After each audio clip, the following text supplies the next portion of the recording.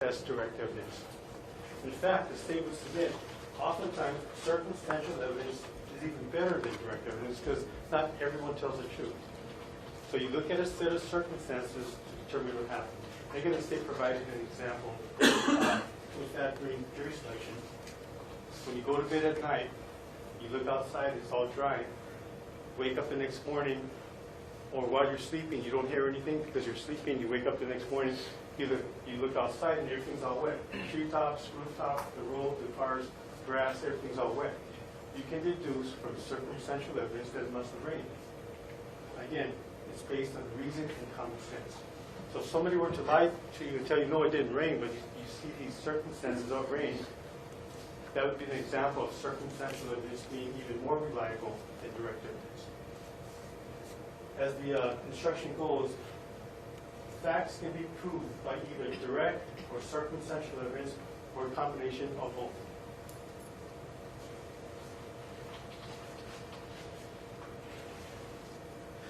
Now this next instruction has to deal with the credibility of witnesses. And this is an instruction that I think would really benefit all of you. You are to determine this case, what happened here. Not Judge Cardozo, not the defense attorneys, and not the prosecution. It's going to be up to you. In fact, you will be the judges of fact. You're not going to get the salary that the judges pay. You'll get what you guys get daily. However, as the judges of fact, you are the triers of fact. You're to determine what happened here.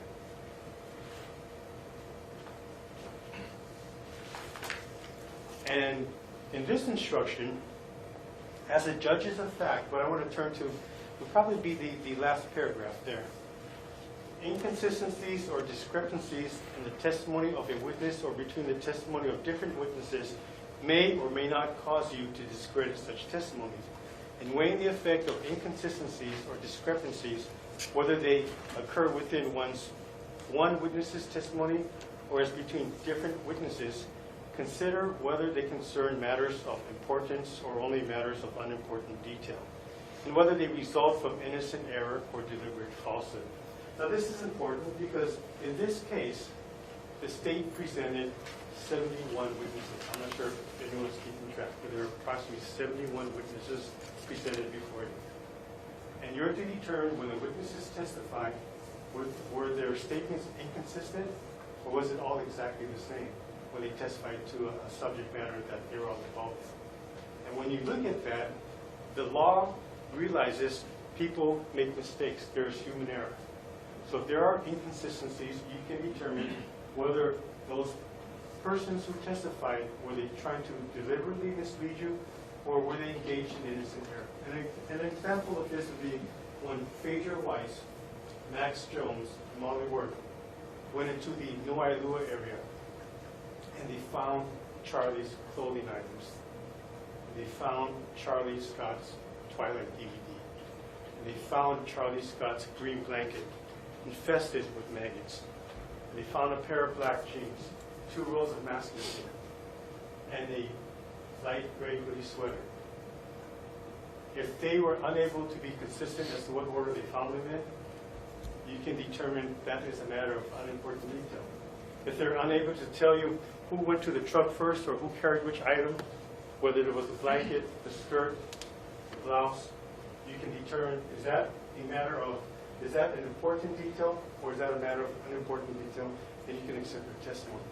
And ask yourself this, after over 2.5 years, how would anyone remember in the manner they walked to a truck, picked up an item? You can all, I'm sure you can imagine their shock and their horror to find her clothing without her body. That's what they were focusing on. So you can, it's very reasonable to accept the fact that they were paying attention to these unimportant details. If they wanted to gather their clothing, they wanted to make it home.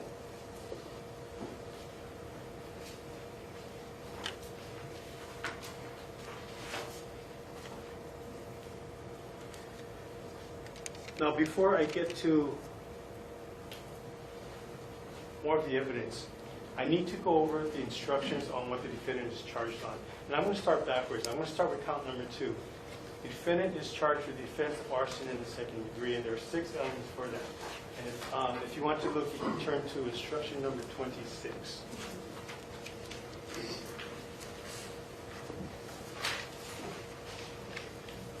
And it states that there are 6 material elements for the charge of arson in the second degree. One would be when it occurred, from the period from February 9th through February 13th in the county of Maui, state of Hawaii. Who involved the defendant did so intentionally or knowingly, and that the defendant knowingly or intentionally damaged the property of another. What property was that? That was Charlie Scott's 4Runner that was found burned inside and out at the Piahi or Charles area. The defendant did so without the consent of the other person. Well, Charlie couldn't consent. She had already been murdered. She was back at the Wailuku area. And that the defendant was aware that the damage exceeded $1,500 or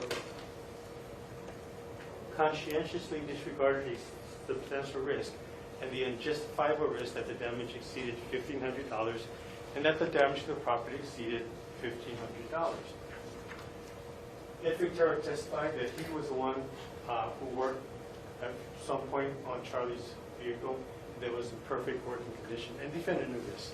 If anyone was aware what that vehicle was worth, it would have been the defendant. Now, as I said, I was going in reverse. Ladies and gentlemen, if you would turn to page 20, but instruction number 25, this is a law of murder in the state of Hawaii. In the first count, the defendant is charged with murder in the second degree. And there are 2 elements for this.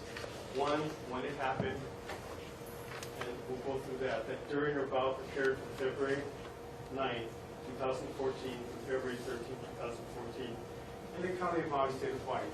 Now, earlier the judge read an instruction to that you're only to decide disputed issues of fact. Undisputed issues of fact, you don't have to spend your time on. So we know this happened in the county of Maui. This is in the Piahi, Wailuku area. This happened on Maui. You don't have to try to determine whether the venue was established. This happened in the state of Hawaii. The state would submit that the only disputed issue of fact for you to determine was whether or not the defendant intentionally or knowingly caused the death of Charlie Scott. That is the question, and that is what you need to determine. Did the defendant intentionally or knowingly cause her death? The law does not require, ladies and gentlemen, it does not require the state to prove how he did it. It does not require the state to prove the manner in which he did it, or otherwise it'd be there on the screen. And especially in this case, when the only thing that's left are her 5 fingernails on the right hand and 2 pieces of her jawbone, along with some hair, skin, a bone fragment. It would be virtually impossible for anyone, and the pathologists all testified, they can't tell how he killed her, but they can tell you one thing: she was killed. It was a homicide. This is not done by a pig or a boar, but we'll get into that a little later. You're to determine whether or not the defendant intentionally or knowingly caused her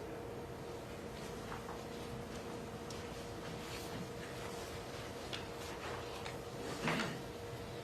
Now, because the defendant disputes this, in fact, when he was interviewed by police first on February 12th of 2014, and that was that Wednesday morning, he told the police he had nothing to do with the murder of Charlie Scott, among other things. In order for you, ladies and gentlemen, to believe that the defendant had nothing to do with the murder of Charlie Scott, you're going to have to buy his first story, his first claim that his car broke down. Everything he says afterwards rests on his first claim. His Toyota 4Runner broke down. So let's look at that claim. You're going to have to believe that the defendant on Saturday night left the Haiku area, his home, and drove out towards the K9 area in his lifted Toyota 4Runner with custom sounds. Not only did he drive out to the K9 area, he got stuck in the K9 area. You're going to have to believe his explanation for getting stuck. He said his battery cable got loose, and while he was driving, his car stalled. That was his explanation. You're going to have to believe he left his most prized possession on the side of the road, unattended, with his custom sound systems.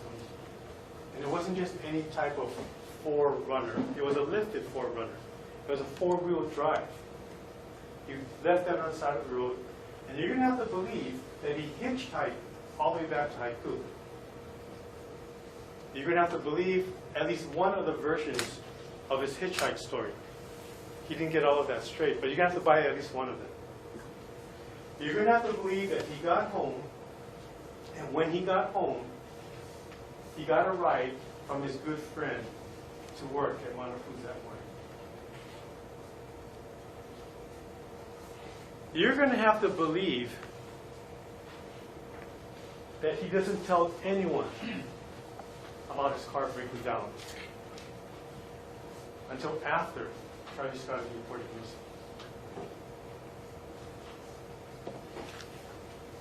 Those are the details that you're going to have to believe in order to buy, or in order to accept his claim that he had nothing to do with Charlie Scott, with her murder.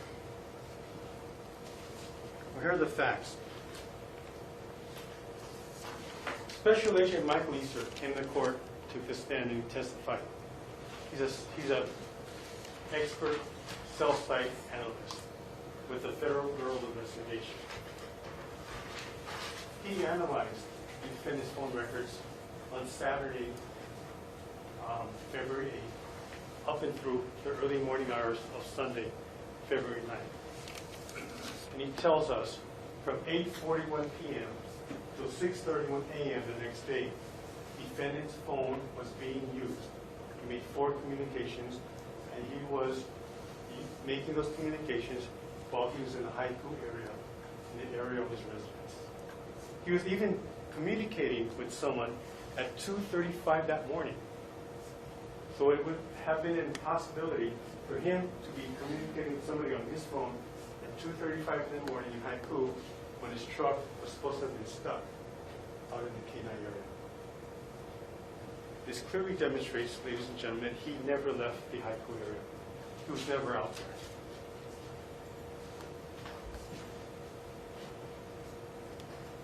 This is further corroborated by the fact that the defendant would never leave his most prized possession on the side of the road. How do we know that? Well, Taylor Farner came to court, took the stand, and testified that one time she and the defendant got stranded out there on Hana Highway on the east side. They didn't get stranded in the defendant's 4Runner because he didn't have it yet. They got stranded in the defendant's old, beat-up, white Ford pickup truck. And he did not leave that truck on the side of the road to get help. He did call for help, but he made Taylor and himself stay in that truck until help came early the next morning. He told Taylor there's no way he was going to leave his possession on the side of the road. And again, this is an old white beat-up pickup truck. There is no way he would have left his lifted Toyota 4Runner with custom sounds on the side of the road 3.2 miles outside of Kenai. That's further corroborated by Kyle Knight. Thus, Kyle Knight came to court and he testified that he was the one, back in October of 2013 sometime, he was the one that rescued the defendant and Taylor Farner. He told you Taylor was still sleeping in the truck. He got there after going to the defendant's house, grabbing a spare tire, going out to that area, and helping the defendant make it back to Haiku. He was the one that the defendant called for assistance. At no time did the defendant leave his truck behind. And Kyle Knight corroborates or testified consistently to what Taylor Farner told us.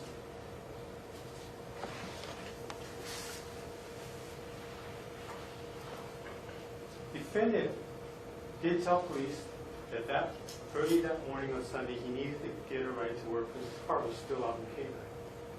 And the person that the defendant told the police who helped them was Kyle Knight, the person who helped them months earlier when he was stuck in his white pickup truck. He said Kyle Knight picked them up and gave them a ride to work. In fact, he wanted to convince the detectives that it was Kyle Knight, so he put up a picture of Kyle Knight's truck on Facebook, and he showed the detectives, see, this is Kyle's truck. He was the one that gave me a ride. Well, we know that's not true. Again, Kyle Knight came to court, took the stand, testified, and he told us not only did he not give the defendant a ride on Sunday morning, February 9th, he has never, ever given the defendant a ride to work. And why didn't he give the defendant a ride to work? Because the defendant's car was not stuck out there in K9, or 3.2 miles outside. That further corroborates what Taylor Farner testified to and what Special Agent Michael Easter told you about his cell site analysis with respect to the defendant's phone. In fact, defendant did not catch a ride to work from Kyle Knight because he drove himself to work. How do we know that? Defendant's own grandfather, Carlos Young, came to court all the way from the East Coast, came to Maui, took the stand. He might have been a little reluctant or forgetful. He is the defendant's Hanai grandfather. He took the stand and he told us he heard the defendant get up that morning, get ready for work, go out there and leave for work in his lifted Toyota 400. He saw him. Again, he corroborates Special Agent Michael Easter's analysis, Taylor Farner's testimony that the defendant would never leave his truck stranded, and the fact that Kyle Knight did not give the defendant the right to work.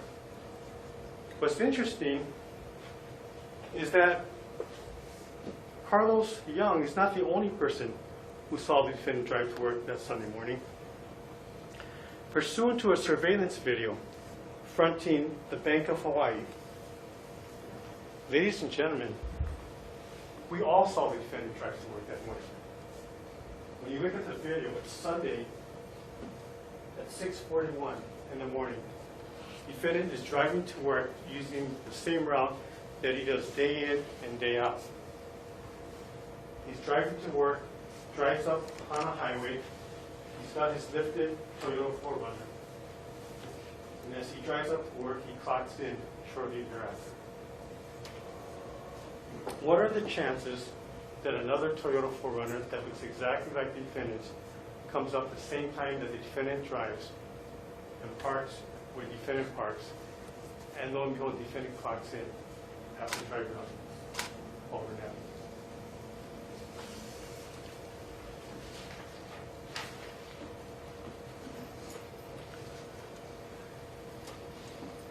Defendant's vehicle never broke down on the side of the road. And we have two eyewitnesses who frequent that area. Starting with Tracy Holefield. She said she was coming back on Sunday with her daughter. She owns property out in Hana. And as she's coming back, one thing they look for are broken down or vehicles that are stranded. And the defendant's vehicle is not just any ordinary vehicle. It's a lifted Toyota 4Runner. She said she would have noticed something like that, but she did not see it, and this is Sunday, and she's coming back to the Wailuku site. The other person is Shelly Tumbaga. Now, Shelly Tumbaga, she's actually a Hana resident, and she told us that Hana residents, I guess they have a little more aloha than the rest of us, because they do stop and they render assistance to any stranded vehicle. It's something they look for, because it could be a relative, it could be a friend, it could be a friend of a relative. She made it clear that at no time when she passed that area in K9, and this had been early Sunday morning because they left close to midnight. They left on this side, they left close to midnight on Saturday. She said there was no Toyota 4Runner stuck on the side of the road, and of course they would have noticed it. She did say, however, there was a Toyota 4Runner that kind of followed her in and overtook them. She noticed that Toyota 4Runner, but there was none stranded on the side of the road.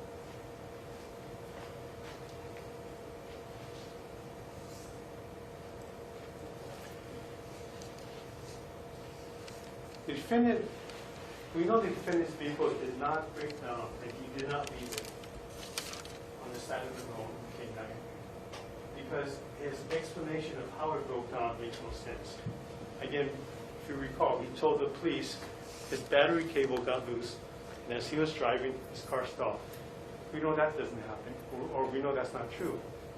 Because Ed Fitera, the defendant's own mechanic, the last person to work on the defendant's 4Runner, he came to court, took the stand, and he told us, if your battery disconnects while the car is running, nothing's going to happen to the engine.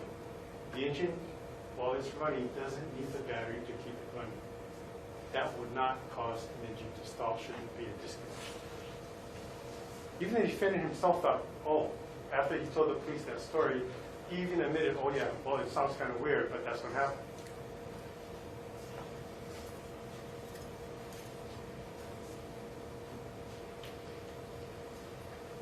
Ask yourself this: when the defendant spoke with Cassandra, his then girlfriend, both on Saturday night and Sunday night, he never told her his vehicle was stuck on the side of the road. You would have thought he would have told her when he had the opportunity that it was stuck. On Saturday, the only thing he told Cassandra was on Saturday night, he was going to go and work on a friend's truck. And on Sunday, he told Cassandra the same thing. I'm going to go out and work on a friend's truck. At no time did he tell her, oh, by the way, my truck is stuck out on the side of the road. Why didn't he tell her that? Because that didn't happen. Whether or not he went to go work on a friend's truck, we don't know if he did that on Saturday. We certainly know he didn't do that on Sunday, because he was with Charlie Scott's.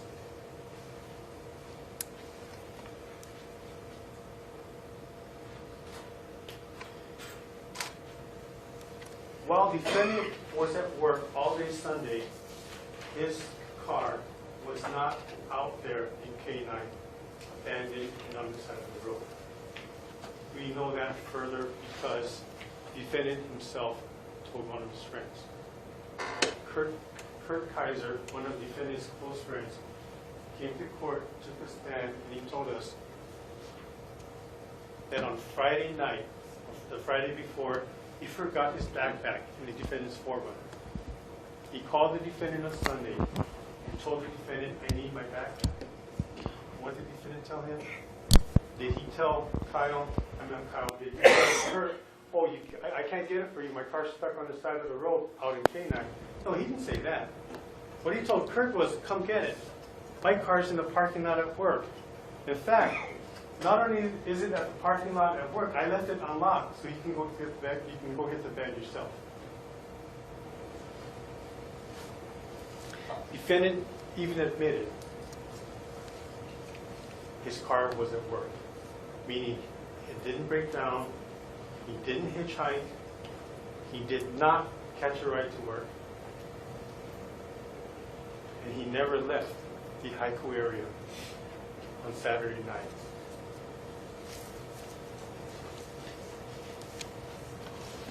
Ladies and gentlemen, all of these facts, all 10 of them, and there are more, but all 10 of these facts that the state just highlighted corroborate each other, and they are consistent with each other.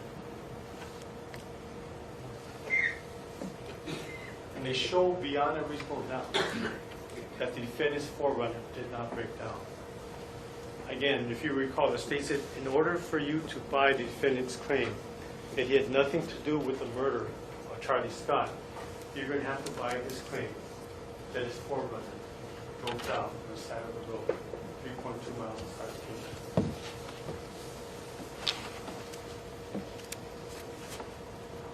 Now, there's a question that the state would pose to you. Why would the defendant lie about his car breaking down? Why would he not tell anyone about his car breaking down until after Charlie Scott was reported missing?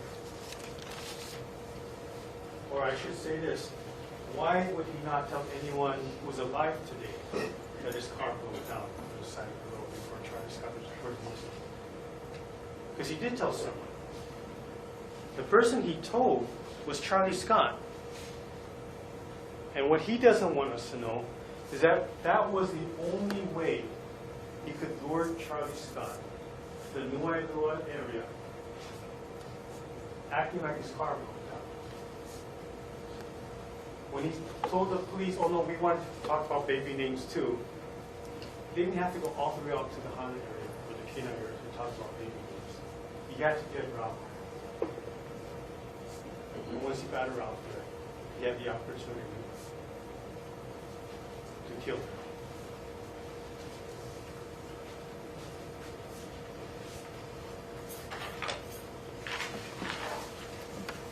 And with that opportunity, ladies and gentlemen, the question he posed to Jensen Miller at work 2 weeks before Charlie's murder becomes so significant. When he asked Jensen Miller what would be the best way to get away with the murder, at first Jensen thought it was a joke, but then he realized, hey, why is he asking this? It bothered Jensen. He went home later and he talked to his wife, who's an attorney.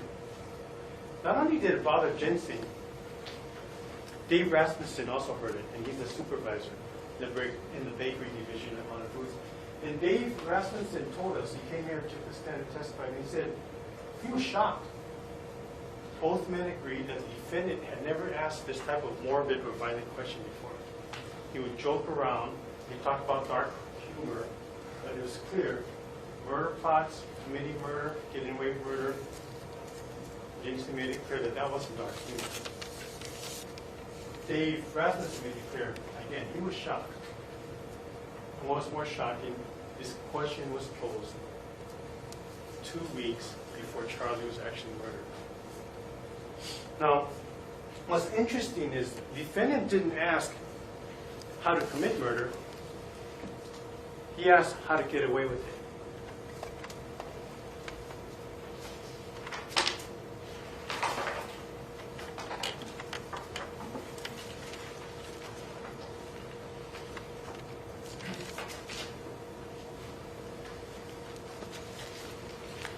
Again, the timing of that question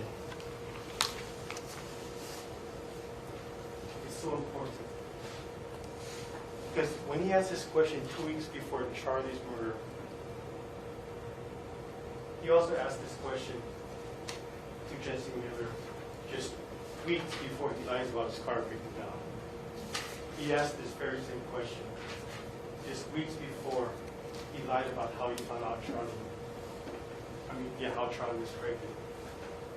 He asked Jensen this question just weeks before he lied and told police that he loved Charlie and he wanted to see her happy. He asked Jensen Miller what would be the best way to get away with murder just weeks before he lied and he claimed he was concerned for her safety. And he asked this question just weeks before he lied to the media. And he told me, like the Lincoln, I just want Charlie to be found. The defendant asked what would be the best way to get away with a murder just weeks before he slips up. And he refers to Charlie in the past tense before anyone else knew she was dead. And ladies and gentlemen, that makes his statement to John Pilecki even the more telling. When he told John Pilecki, I had to keep myself from killing someone again, John couldn't believe his ears. He couldn't believe the defendant used the word again. He came to court, testified, or took the stand, testified, and told us he used that word again. It bothered John. John went home and he told his girlfriend. It really bothered him. And after telling his girlfriend the very next day, he was being interviewed by the police.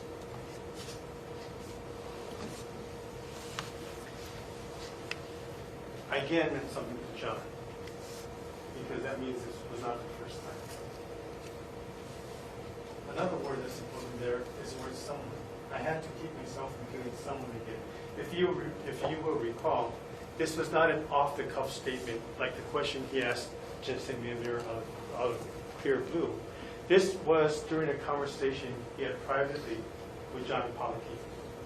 And he was sharing with John how he felt about a certain event that just occurred. This is 2 months after Charlie Scott had been murdered. This is in April. Charlie Scott was murdered in February. In April, he tells John Palaki that his cousin's friend was being abused by her boyfriend, a man. And that angered the defendant so much that the defendant told John Palaki, I had to keep myself from killing someone again. He didn't say, I had to keep myself from killing that abuser, or hurting that abuser. He didn't say, I had to keep myself from hurting the man who was hurting my cousin's friend. He said, I had to keep myself from killing someone again. And that can mean only one thing. To John Palaki and to the rest of us, it means he confessed at that point to killing Charlie Scott. John took it as a confession. Who else could that someone be?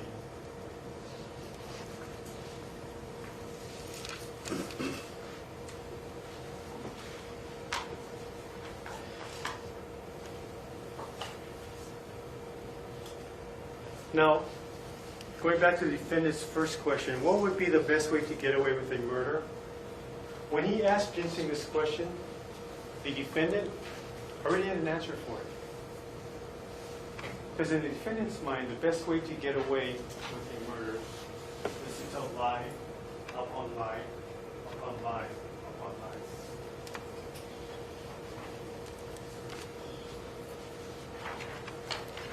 And ladies and gentlemen, the difficulty with telling so many lies is that it's hard to keep all of them straight. And at some point, they're doomed for failure.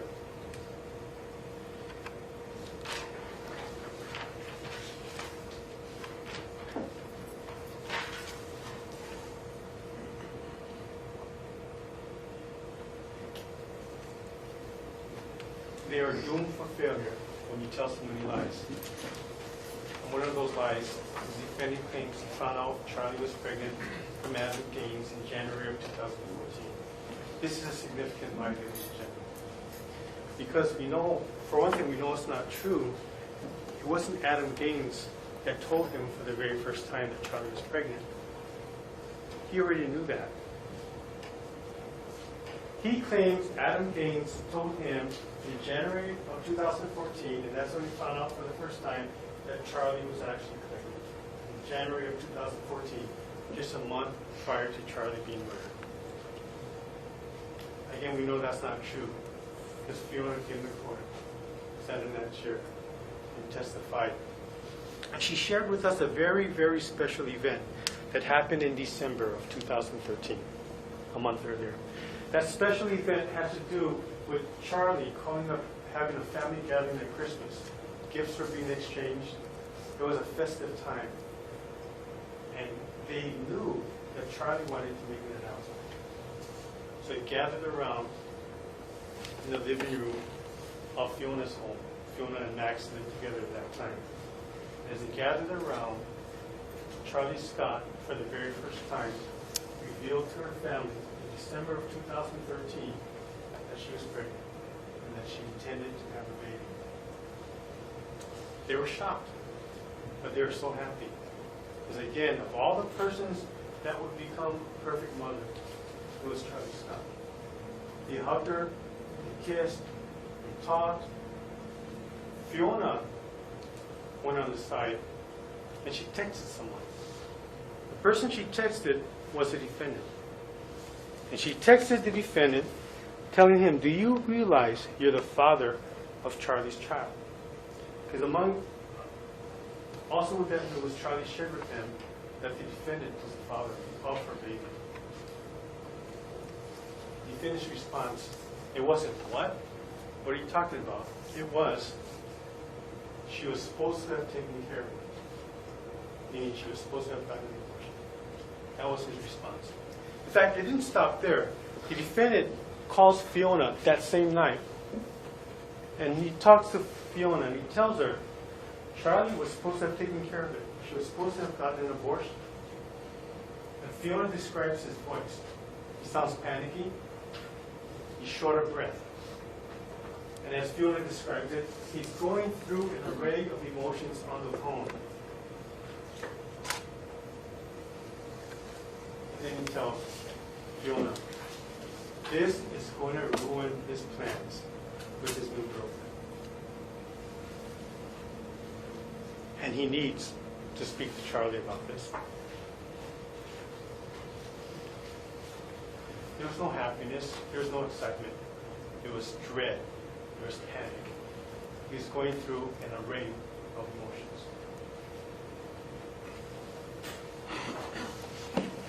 That's corroborated without Fiona even knowing by the defendant's visit to Planned Parenthood. Linda Popolo, the director of Planned Parenthood, came to court, testified, took the stand, and testified that she remembers him. She remembers the defendant being at Planned Parenthood with Charlie Scott. She remembers Charlie Scott. Charlie Scott's a big girl. She's at least 5'11" or taller, over 180, 190 pounds. She was 4 or 5 months pregnant. Or I take that back in October, when she went there, she had just gotten pregnant. But she was a tall girl. Linda Popolo recognizes the defendant. But not only that, before Linda is called into the meeting, one of her counselors is handling the defendant, Charlie Scott. As Linda told you, they have a procedure. If a counselor feels uncomfortable with what's going on in the room, they go and get the director to handle it. And that's exactly what happened here. So when Linda Popolo went to that room, she noticed the two weren't even talking. And when she asked the defendant, "Is that yours?" I mean, the baby, the defendant's response was, "I guess so." The defendant later volunteered on his own, but she's not with me. And you see that more than once. When Linda looked at Charlie, looked into her face, what she saw was pain. And Linda described it as emotional pain. Linda also told you that she could tell Charlie loved the defendant.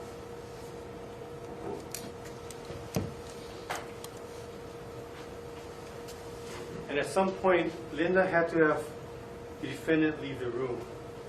Before the defendant left the room, he made this statement. But we're going to go through with this, aren't we? Meaning the abortion. Again, Charlie had that pain in her face. She was confused. Before the defendant actually left the room, he glanced back at Charlie several times and then left. We know Charlie changed his mind and never got that abortion that the defendant wanted her to get.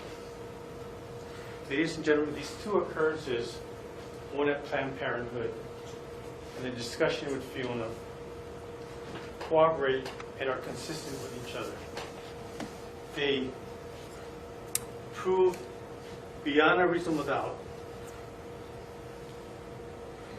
that Charlie Scott was the person that told the defendant she was pregnant. It was Charlie Scott herself, was the mother of the unborn child. It was not Adam Gaines a month before Charlie got murdered. So ask yourself this question. Why would the defendant lie about something so simple to answer? Why would anyone lie about, hey, who told you that Charlie was pregnant? How did you find out that Charlie was pregnant? And he tells a lie, saying it was Adam Gaines.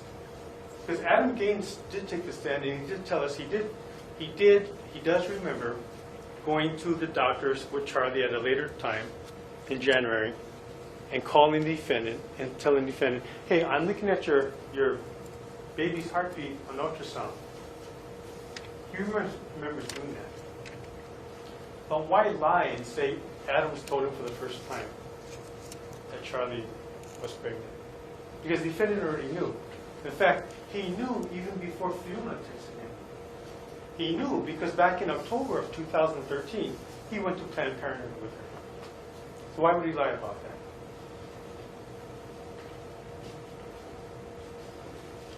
Well, he lied, ladies and gentlemen, because he did not want the police to know that he had a plan. He did not want police to focus on him, so he lied. His plan was that Charlie was supposed to get an abortion. In fact, he even went with Charlie to make sure she got that abortion. He did not want police to know that when Charlie, in his mind, double-crossed him or betrayed him, he became so angry when he finds out a month later that she didn't go through with it. He gets so angry when he finds out that she kept it a secret from him. He gets so angry that she's going to have a baby that's going to link him with her permanently, because he does not want to be with her. He does not want anything to do with Charlie. He hates her. He wants to move on and be with his new girlfriend. That's why he lied about it.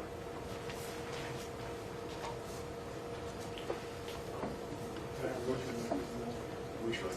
Okay, all right, then we'll take recess at this end.